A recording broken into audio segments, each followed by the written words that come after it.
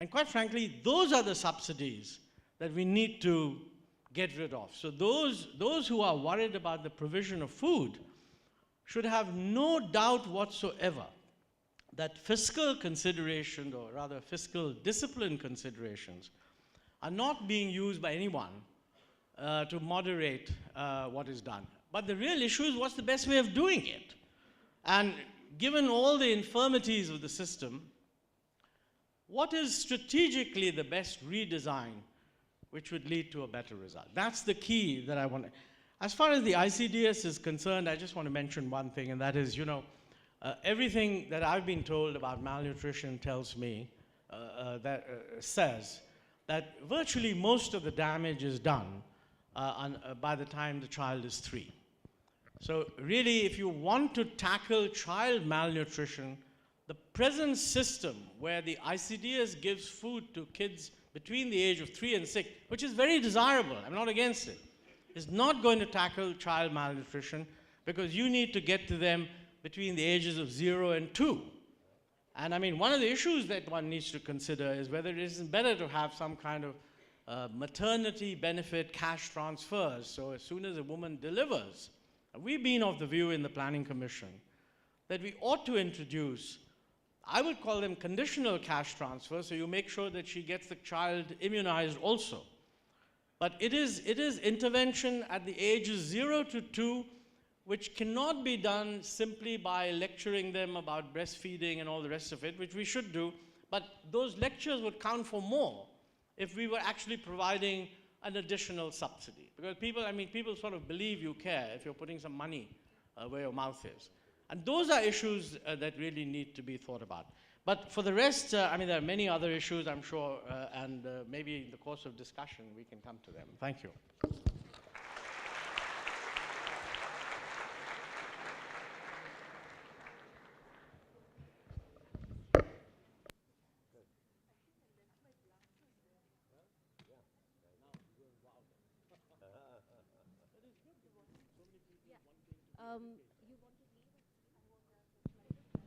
Can you hear me with this?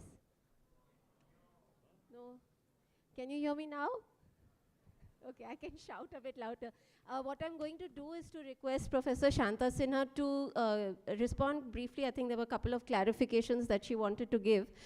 She also, unfortunately, has to catch a flight, so she will have to leave us early. But don't, all of those of you who are being very patient and sitting somewhat uncomfortably, I can see from here, please be assured that Amartya is going to stay till 4 o'clock, so there will be time to hear him.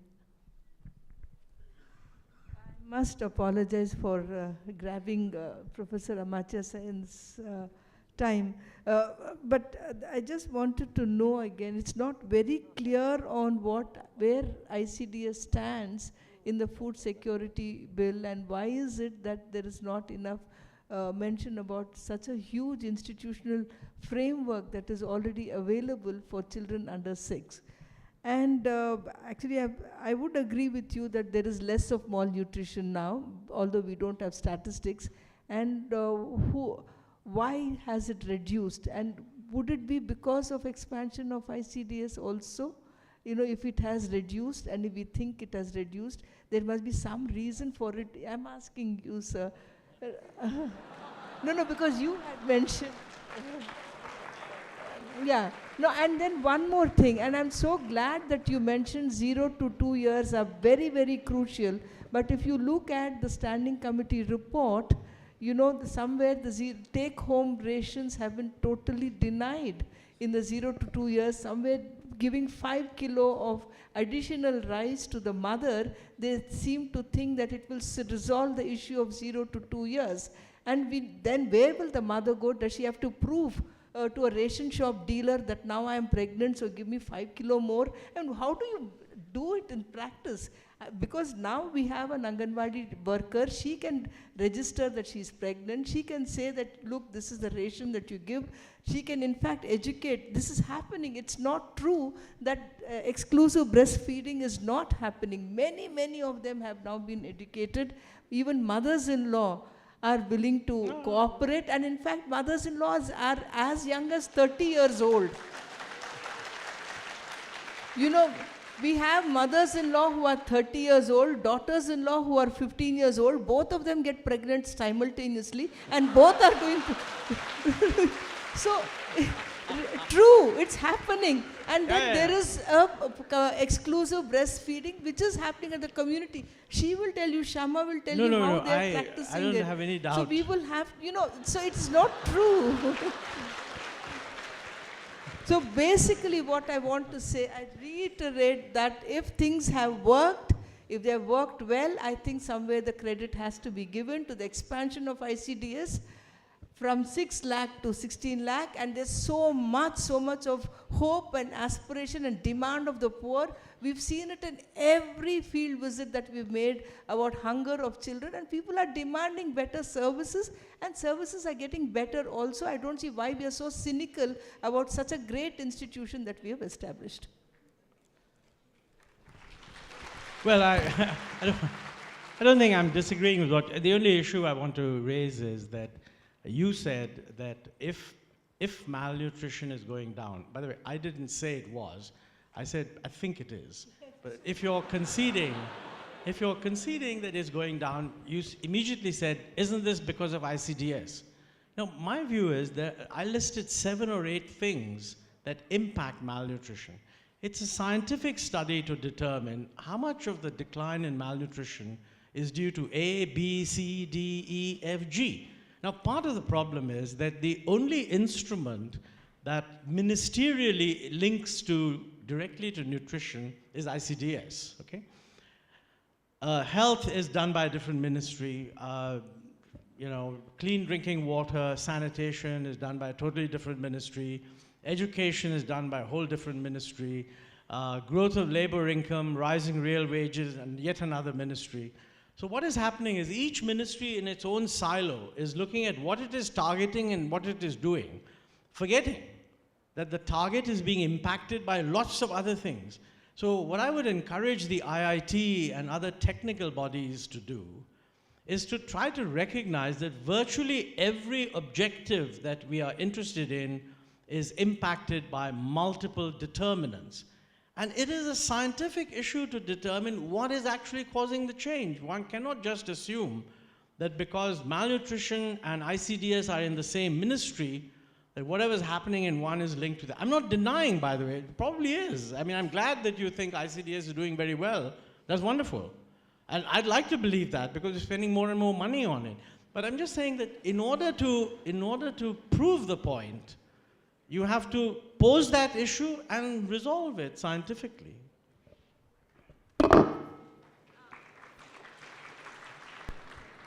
So just before I ask Professor Amartya Sen to take over, I really do want to say that I'm very glad that this panel discussion has been able to devote quite a lot of time to children's right to food issues. Just last month or 2 months ago, Professor Amartya Sen was at IIT Bombay, and I think he made a statement there about how nobody talks about children's right to food because they don't really have a voice in the system.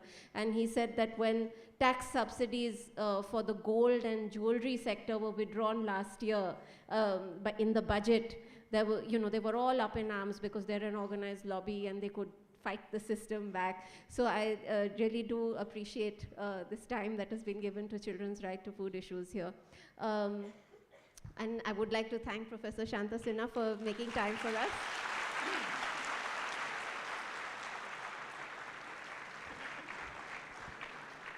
I'm sorry we haven't been able to arrange a lapel mic, I think, but why don't I pass you this and you can sit and... Yeah, okay.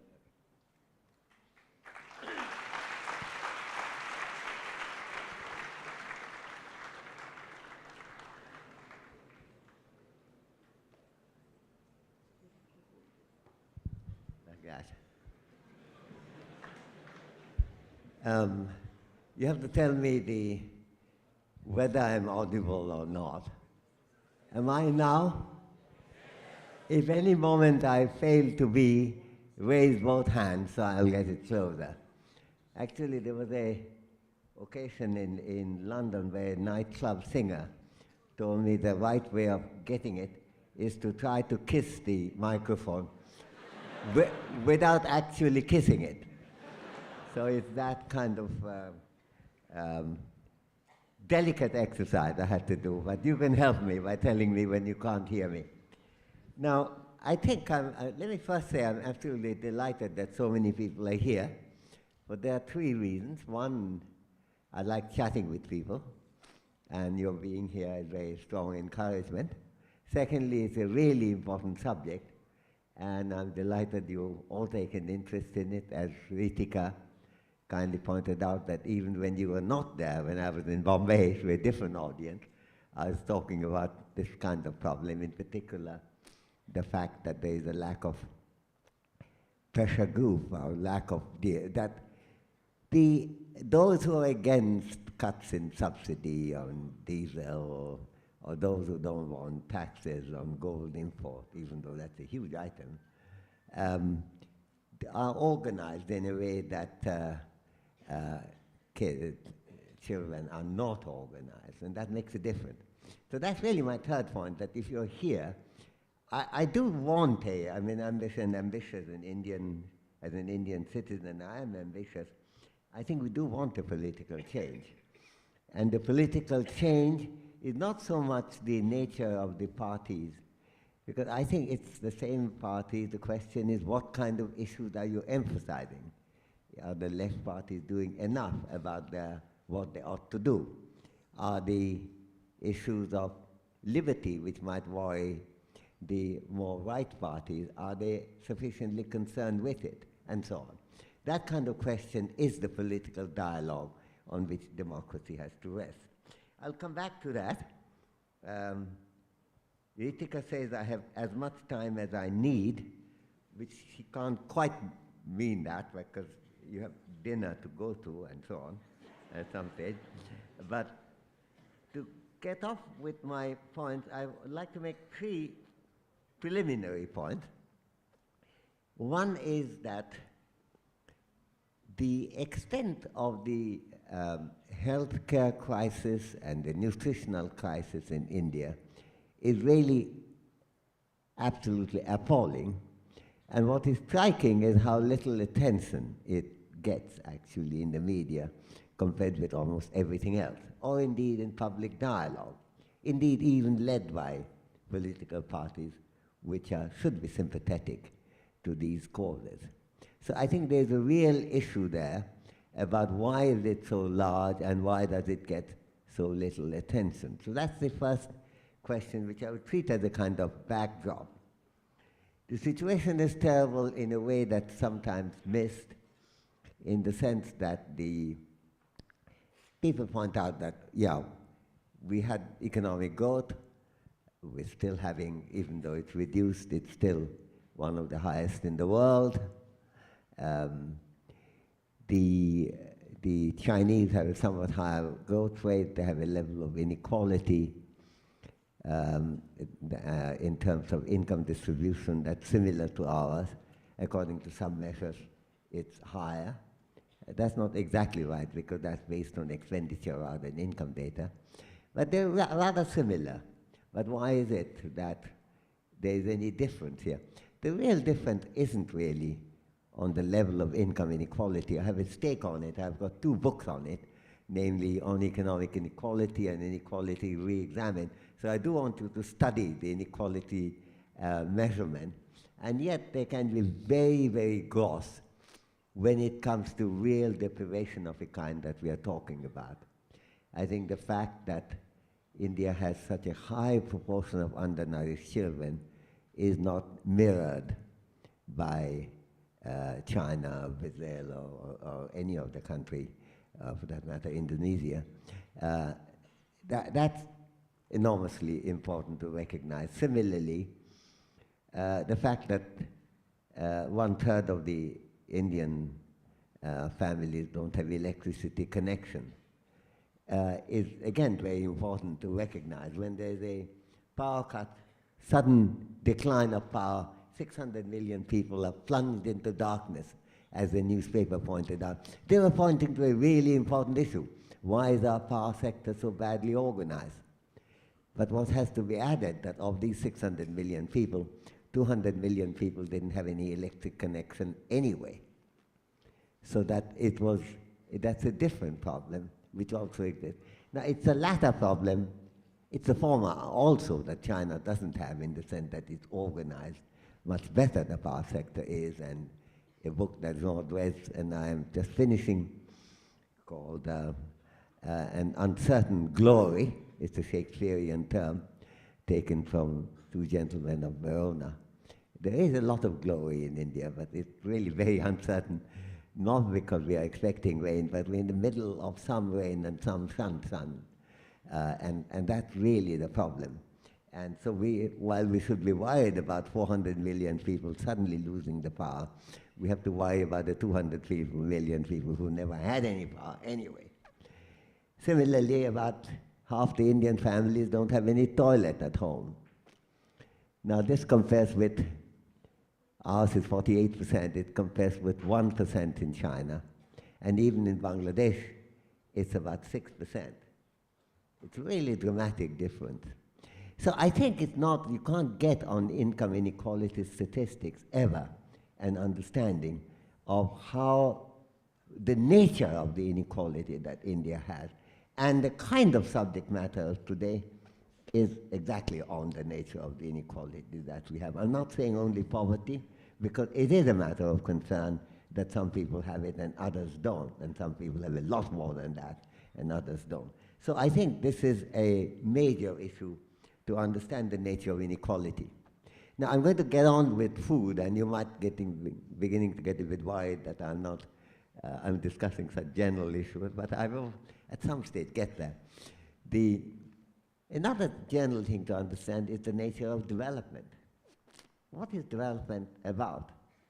Now there's something extraordinary about that development which has been rapid and successful in Asia followed a model which is in some ways inspired by Europe and Asia, but in many ways went well beyond it. Right from the time when in Japan, with the Meiji Restoration, they decided the focus has to be on education and school education. There were times when the local councils were spending 45% of their entire budget on primary education only. From that time to public health care, there has been an understanding that it's going to be a high growth rate fed by development of human capability. You could expand people's capability by people being better fed, having better health, being better educated, being immunized, having sanitation facilities that are not only undignified, but also that doesn't expose them all the time to infections. So I think it's that nature, that was the nature of the Asian economic development, I think pioneered by Japan, followed strongly by South Korea, Taiwan, Hong Kong, Singapore, Thailand, and of course then China. China had difficulties of one kind or another in which the lack of democracy played a part, just as it did also in Korea to start with. But eventually they have moved Korea by moving to a democracy, China remaining not a multi-party democracy, but encouraging public discussion enormously. And I think that is quite an important issue, because I am 100% in favor of a multi-party democracy. So nothing would make me converted to a system of abandoning the multi-party democracy system we have. But I'm totally in favor of the multi-party democracy system doing what it's meant to do. Namely, on one side, have elections, guarantee liberty, give people freedom of speech, and I got worried, this is a libertarian issue, when sometimes people's right to speak are violated on grounds of offending one group or another. And I'm worried that we have begun to think that the right not to be offended is some kind of a human right, but it isn't a human right. You can't have a public discussion and a debate without offending people. So that I think what we have to do is to understand that liberty is important, but of course enormously important is also the whole issue of equality and life with dignity and with basic capabilities for all. These have to be the subject matter of democracy. And if this doesn't happen, then we are losing out something. The Chinese did it primarily by encouraging public discussion, and very often that's confined to a smaller group of people, like intellectuals. I happen to be privileged in chairing the International Advisory Board of the Beijing University's Development Institute, so I see them all. But I also am, along with James Hickman, the senior advisors to China Development Research, CDRF, China Development Research Fund, and quite a lot of the work that James Hickman does is I don't think very much of Nobel as a prize as such. I was lucky to get it. There are a lot of other people who could have easily got it. But I celebrated the fact when Hickman got it, because one of his work was exactly what we were discussing, namely early childhood impact on human capability as to how it leaves its mark throughout your life. So I was very privileged that Hickman and I worked for CDRF when last October we were together, and we chatted on this, and we were very relevant to exactly this issue that Shanta has raised and Montek too, which we were discussing. I should say Shanta and Montek in somewhat different way, so that neither can turn to me and say, I didn't agree with her, or she's saying, I didn't agree with him. But they both discussed it, and that's a very important issue. I think public reasoning is really very important for democracy. John Stuart Mill's definition, he never used the word, it was really badgered. The English have this peculiar way of spelling things, it's B-A-G-E-H-O-T. For a long time, I used to think it was beige-hot, until I recognized that the English like calling it badgered. So there is badgered phrase, but Mill's discussion that democracy is governed by discussion. And that's really very important, and that's one of the reasons why the presence of all of you here is really, really significant. Having said that, let me make one more preliminary point, and then I will get on exactly with the food security issue. In particular, there is a need for courage, and there's need for reasoning, and there's need for integrating the two. The fact that the Parliament will have a food security bill in front of it is itself a matter of major achievement, and I congratulate people who are responsible for that. It's a good thing to do, it's an enormously good thing to do. That doesn't eliminate the need for reasoning, because there are many ways we could improve, and many of them may not involve more money necessarily. It's a question of what effective way of spending the money we happen to earn. What would be the right way of doing it? I think the fact that this World Food Security Bill would probably go through is a matter of real appreciation and support. And yet we ought to see that it is in the form in which it would be most effective. Now, Montek is quite right that quite often when there are multiple causes determining something, it's very hard to guess which made a difference. We recognize that. That's a general problem in economics. If you were not going to get into that, then economics isn't the right subject for you. So Montek is absolutely right to emphasize that, but we have to decide on the basis of the evidence that we have, what can we say about what would be the best way of producing the food security arrangements that we happen to have right now. Now, I want to divide my questions into four: what, where, who, and how. So on the question of what, I think there's a debate which I know that it moves people passionately. I don't think it should be a subject of passion, it should be a subject of reasoning, namely the question of whether to deliver things like cash or kind? What would you deliver? Money or food? The advantage of doing it in terms of money is quite clear. It's very easy, very quick, and the tabs are easier to keep. It is argued that corruption is easier to control. All those may be true. Certainly they're true to some extent. On the other side, there's also the thing that the impact of food, giving people food, is to increase feeding in a way that the reason for us to think would work. Now, that's not because people can't sell the food that they get and get the cash and then do what they would have done with cash. But as we know from quite an extensive literature, not in this context economics, but a mixture of psychology and sociology, I think of work by Cass Sunstein and others called nudge, that there is in the form in which you get something makes a difference. It's one thing you get it in cash. If it goes into adult goods, well, you got the cash, you're using it.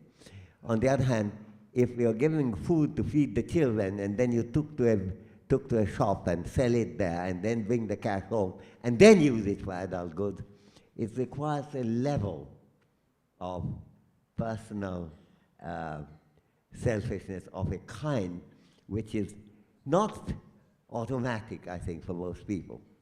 So I think it does make a difference whether you give it in cash or in kind.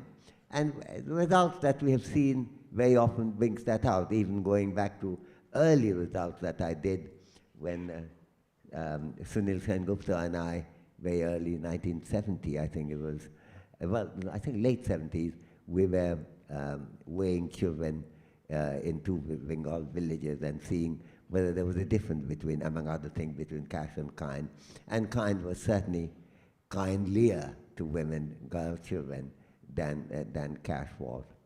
Now, I think these are issues to be looked at. The picture may well have changed, and there was in any case only two villages in West Bengal, and maybe the picture may be different elsewhere. These are empirical matters. Economics is ultimately an empirical subject.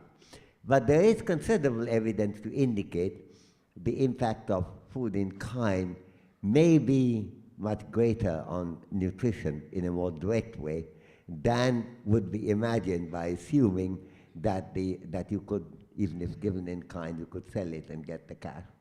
And the tendency for a cash to be spent on adult goods is one of those things, not just in this country, everywhere, which is one of the reasons why the United Kingdom, when they have these family allowances, they used to go to women on grounds that they're more likely to be spent on the family rather than outside it in the pubs and so on. Now, the British seem to have done away with all such systems altogether in their austerity mode. It's a different subject. Sometimes you and I are going to talk about why I don't like austerity-based thinking, but that's not today's subject.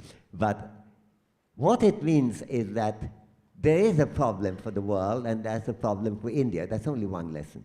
The other lesson is that the British thought, and with some success, that if you give it to the women, it could make a bigger difference than if you give it to the men. Does that lesson apply in India as well? Is there any way of arranging it that if cash is given primarily to women and some kind of tab is kept on that? Now, I think there are other ways of dealing with it, because if the money is given in cash, particularly to women, but even to the dad rather than the mum, if it is rather emphasized through propaganda and publicity that is really meant for the kids, it's quite difficult to imagine that the people would nevertheless simply ignore it and go and spend it on something else rather than on the children feeding.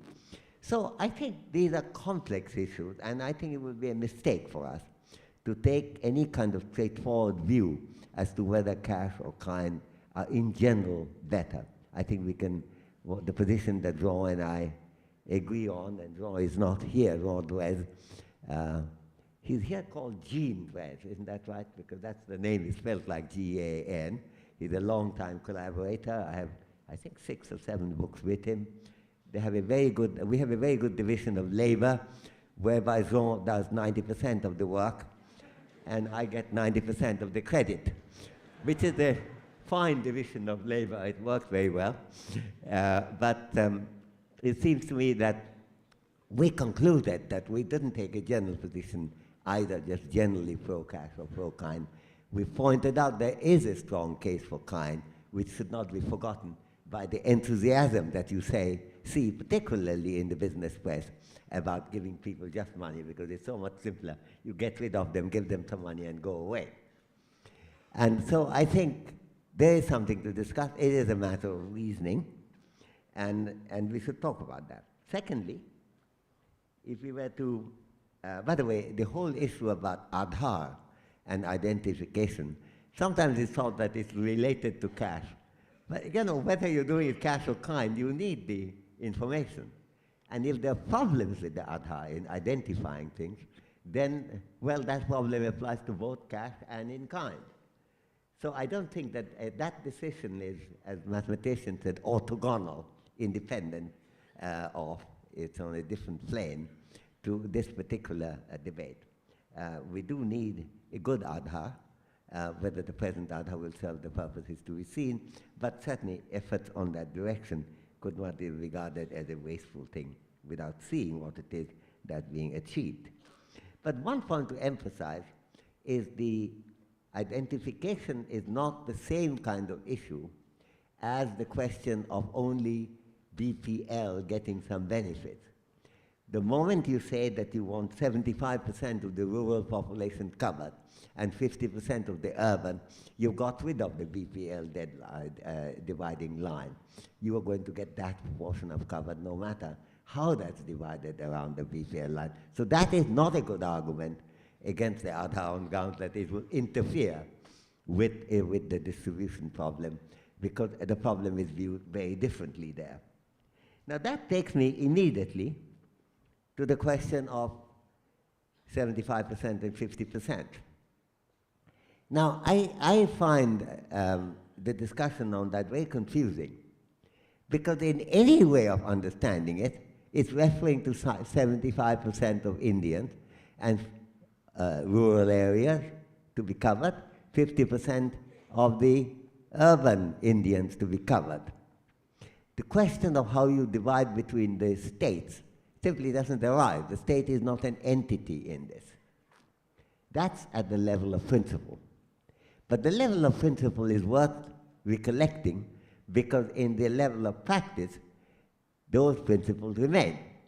The question then comes up, okay, so how you divide between the states? Now, if you had comparable data across the country, and recent data, and I agree with Montek that 2005 and 2006 was a long time ago. But I also, since he is government and I am not, look accusingly at him. The government should make effort for these data to be more available more quickly. And the gap we looked at used to be only 2 years earlier, and now we haven't had any for 6, 7 years. So I think there is a slackening on that, which we must condemn. You can't have public reasoning without empirical information. We do need that. If we had that information, the state don't matter. Now, of course, the mechanism would be state. We determine what would go where. Nothing to do with on the basis of the proportion of the state, but simply in the proportion of the Indian poor. And if it happened to be